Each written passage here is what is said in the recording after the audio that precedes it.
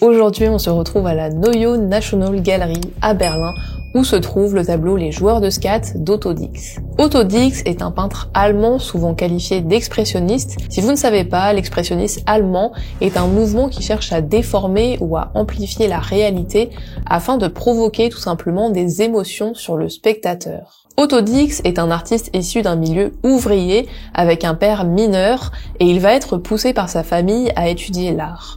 Il va notamment apprendre le dessin et la peinture à l'école des arts appliqués de Dresde entre 1909 et 1914. L'année suivante, en 1915, il se porte volontaire de guerre et est envoyé sur les champs de bataille lors de la Première Guerre mondiale. Par chance, il sera rescapé de la guerre 14-18, mais la violence de celle-ci lui restera en mémoire.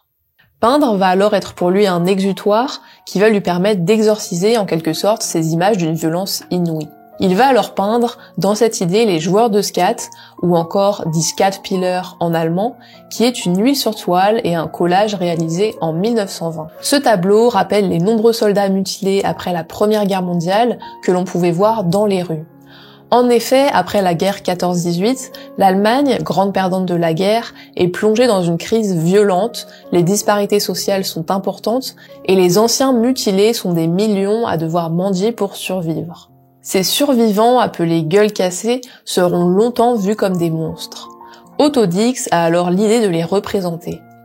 Un jour, alors qu'il est assis dans un café de Dresde, il observe alors 3 anciens soldats jouant aux cartes. Il va alors représenter ces vétérans jouant aux cartes, au skat, un jeu allemand de façon très grotesque. L'artiste rappelle la violence de la guerre et son impact psychique mais surtout physique à travers ces anciens soldats. Ils sont tous ici marqués par la guerre et semblent désarticulés comme des pantins de bois. Certains n'arrivent d'ailleurs plus à tenir leurs cartes correctement. Le personnage de gauche tient par exemple ses cartes avec son pied. Il n'a plus d'œil et un conduit auditif lui fait office d'oreille. Celui du centre, quant à lui, possède un œil en verre, il a le crâne scalpé et tient ses cartes avec sa bouche étant donné qu'il n'a plus de bras. Celui de droite, pour sa part, ne possède qu'une seule main valide, la deuxième étant une prothèse de bois, et sa mâchoire est également faite de métal. Les corps sont ici déformés de façon burlesque, et cette déformation est renforcée par le fait que nous sommes face à une absence de perspective. Les chaises ici s'entremêlent et semblent porter le corps des blessés comme si elles étaient leurs propres jambes. Elles se confondent d'ailleurs avec les jambes de bois du personnage placé au centre.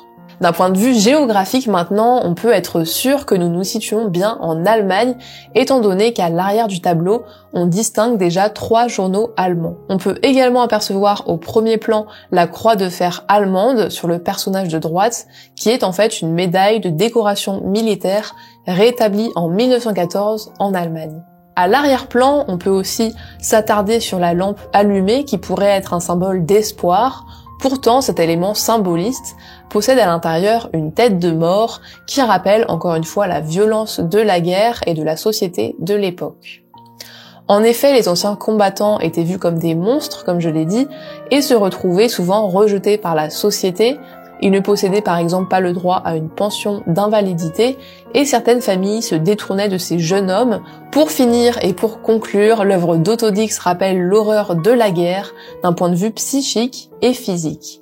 Elle rappelle des événements historiques difficiles et nous soulève des émotions.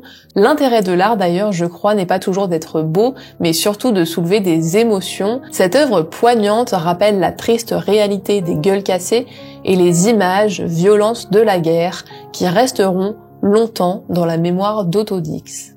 D'ailleurs, avant la Seconde Guerre mondiale, vers 1933, avec la montée du nazisme et l'arrivée d'Hitler au pouvoir, son art va être qualifié d'art dégénéré. L'artiste ne pourra alors plus exposer et il devra fuir l'Allemagne.